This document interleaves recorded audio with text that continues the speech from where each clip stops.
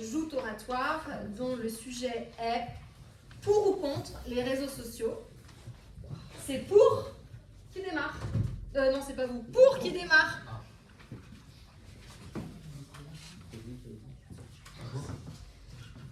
Alors pour moi, mon premier argument pour les réseaux sociaux, c'est la communication, se tenir informé, informer les gens, ainsi que connaître l'actualité, c'est très important.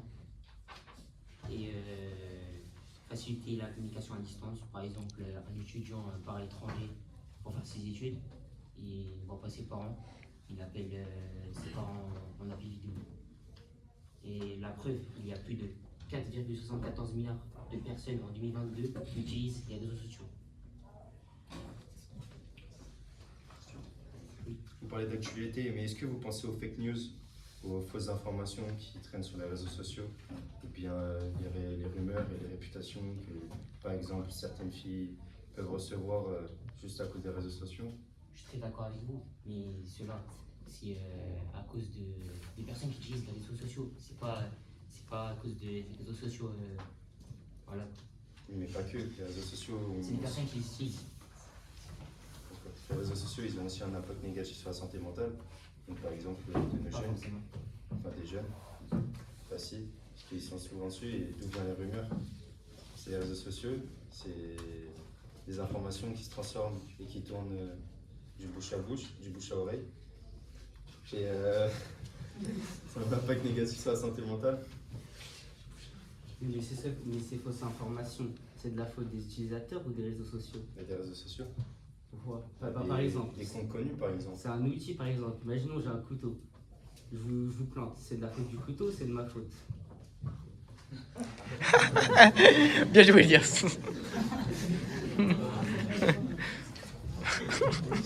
C'est bien. Je suis choqué. Aussi la perte de vie privée. Les plateformes, elles récupèrent, les réseaux sociaux récupèrent toutes nos données personnelles.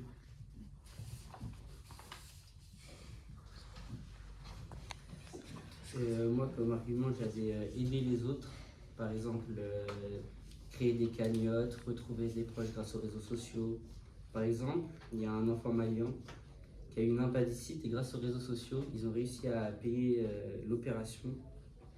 Du coup, les réseaux sociaux aussi aident les gens partout dans le monde. Et voilà. Mais même sans réseaux sociaux, on peut très bien contribuer à cette cagnotte, mais autre part. Mais ça facilite, on peut toucher plus de personnes avec les réseaux Pas sociaux. forcément. Que ce soit en ville ou autre part, dans des lieux publics populaires, on peut très bien toucher plus de monde que sur les réseaux sociaux. Moi je suis pas d'accord. Et pourquoi? Parce que je pense que les réseaux sociaux, par exemple, on va en ville et tout, demander à des gens, mais sur les réseaux sociaux c'est partout dans le monde, ça touche tout le monde, tous les continents. Alors que, par exemple, si c'est dans ta ville, ça touche qu'un certain nombre de personnes et pas tout le monde. Ok, je suis d'accord avec vous. Et qu'en pensez-vous des jeunes qui font que de swiper jour et nuit sur leur téléphone, sur TikTok, etc. Ça, je pense que c'est une faute d'éducation. C'est pas de la faute, par Et exemple. non une addiction.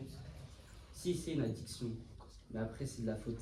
Enfin, c'est pas de la faute en soi des personnes. Enfin, dans des réseaux sociaux, c'est de la faute des personnes. Mais les applications sont créées pour logiquement être une addiction. Oui, je suis d'accord. Je suis d'accord. Alors, nous, comme troisième argument, on a faciliter la vie. Donc, par exemple, avec les réseaux, on peut regarder la météo. On peut se faire de l'argent facilement. Voilà. On peut rechercher des informations plus facilement sur les réseaux sociaux. On peut aussi regarder des tutos pour comment réparer son vélo. On va sur YouTube, peu importe. On peut regarder des tutos comme ça. Bah, moi je pense que les réseaux sociaux ça nous rend complètement débiles car tout ce que l'on peut apprendre sur les réseaux, etc., les tutos, comme vous dites, etc., ça peut s'apprendre dans la vraie vie et ça peut juste être intelligent et avoir un minimum de connaissances. Donc je pense que plutôt que tout apprendre sur les réseaux sociaux et tout faire En même temps qu'une vidéo, on peut très bien avoir des connaissances et puis faire de soi-même. Ouais, après, faut apprendre. Et pour apprendre, il y a des cours. Ouais, mais voilà, si on n'aime pas les cours, si on n'a pas forcément les moyens de se payer les études pour apprendre, on peut regarder des tutos, des plus rapides. Pour avoir de bons contacts. Ouais, aussi. De la famille ou des proches qui peuvent nous apprendre. Sauf aux Mais orphelins. s'ils sont loin, c'est Pense à ça. compliqué. Sauf aux orphelins. C'est un cas c'est Ouais, à côté. Ouais. Pas exceptionnel, mais j'irais plutôt à côté. À part. Et vous avez pensé aussi aux jeunes qui tombent en dépression à force d'être harcelés avec le cyberharcèlement? Bah, encore une fois, ce n'est pas forcément la faute des réseaux, c'est plus la faute de ceux qui les utilisent. Bah non, pas forcément. S'ils sont harcelés, ils arrêtent de les utiliser et puis ils passent à autre chose. Non, mais par exemple, à l'époque de vos parents, de nos parents, ils n'avaient pas les réseaux sociaux pour s'expliquer, pour s'embrouiller et pour discuter. Il n'y avait pas de cyberharcèlement ou de groupe, par exemple sur les réseaux sociaux, où plusieurs personnes peuvent parler à une seule personne et l'incendier. Mais ils le faisaient en tête à tête. Donc c'est pas la même chose. Ouais, mais on ne pouvait pas faire tourner de photos, de fausses photos modifiées ou d'autres sujets de ce type. Bah, après, si c'est ça, ils portent plainte. Oui, mais pourquoi il y a des photos qui se baladent sur les réseaux sociaux du coup? Bah, je sais pas, Des fausses photos, des photos modifiées. parce qu'il y en a, ils ont que ça à faire. Du coup, c'est une faute des réseaux sociaux Non, c'est de la de ne faute. pas filtrer les photos. Non, c'est de la faute à ceux. Bah non, déjà, il y a des modérations pour éviter le cyberharcèlement. Après, on peut pas empêcher les personnes qui les utilisent d'harceler. C'est de leur faute, pas de la faute aux réseaux sociaux. Et du coup, je vous coupe, désolé. Par rapport à ce que vous avez dit tout à l'heure, vous n'avez pas répondu à notre question. Vous faites quoi de tout ce qui est de la vie privée, des données, etc. On les met où ça? Alors ça, après ça, c'est de la faute. C'est de la Des faute. réseaux? Oui, c'est de la faute des réseaux sociaux, ça. Après, on peut rien y faire, nous. Mais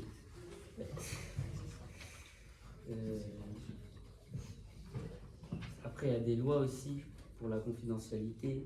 Comme Bah, plusieurs lois, par exemple, il y a quelques années, c'était beaucoup moins, il y avait beaucoup plus de données qui fuitaient. Maintenant, il y a beaucoup plus de choses pour protéger notre vie privée. Vous pouvez développer parce que je comprends pas bien.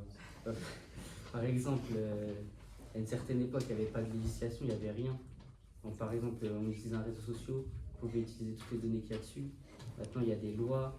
Par exemple, je prends un exemple, accepter les cookies ou pas. Avant, on ne nous demandait pas ça. Ouais, mais pour l'instant, du coup, les informations, elles sont toujours à la disponibilité de n'importe qui. Bah, beaucoup moins qu'avant. Beaucoup moins qu'avant. Mais c'est ça quand même reste- un problème, du coup. Oui, c'est un problème. Une Mais, personne qui s'y connaît en informatique ou dans tout autre domaine informatique, il peut avoir accès à nos données, du coup. oui, c'est un problème. Mais après, il y a il y a des sécurités et tout, ça évolue. On essaye de trouver une solution. Après, oui, il y a des failles, mais on ne laisse pas ça comme ça. On essaie de trouver des choses. Et votre petite question,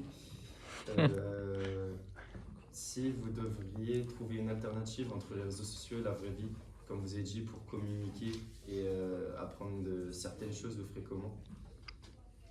Ah bah, l'entourage, je pense. L'entourage, donc Ouais. l'entourage est une alternative des réseaux sociaux, du coup. Non, c'est les réseaux sociaux qui sont un outil en plus Donc c'est un outil supplémentaire qu'on Oui. peut remplacer par autre chose. à remplacer. Bah, si c'est un outil. Non, c'est un outil. Après, oui, on peut le remplacer. Par exemple, quelqu'un qui, son entourage. Par exemple, on prend un exemple. Je dois prendre un cours de maths, mais mes parents ils s'y connaissent pas trop ou voilà.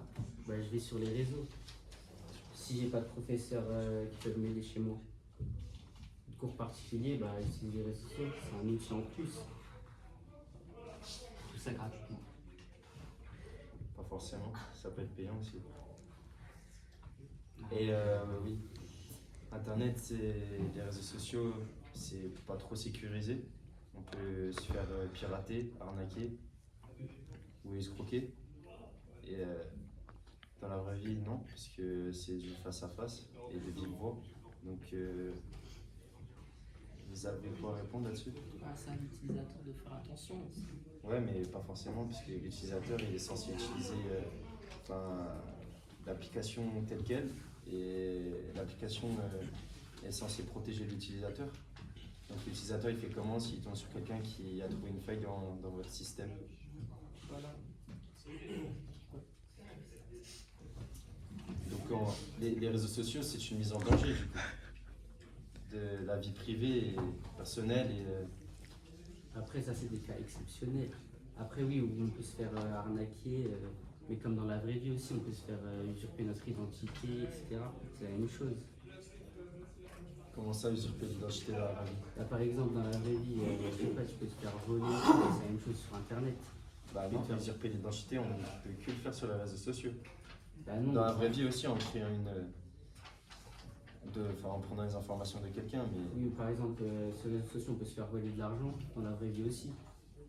C'est la même chose. Après, s'il y a des fuites de données, là c'est pas de la faute de l'utilisateur.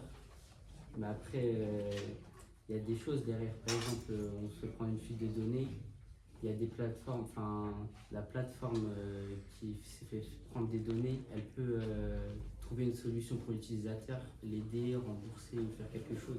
Elle ne laisse pas comme ça.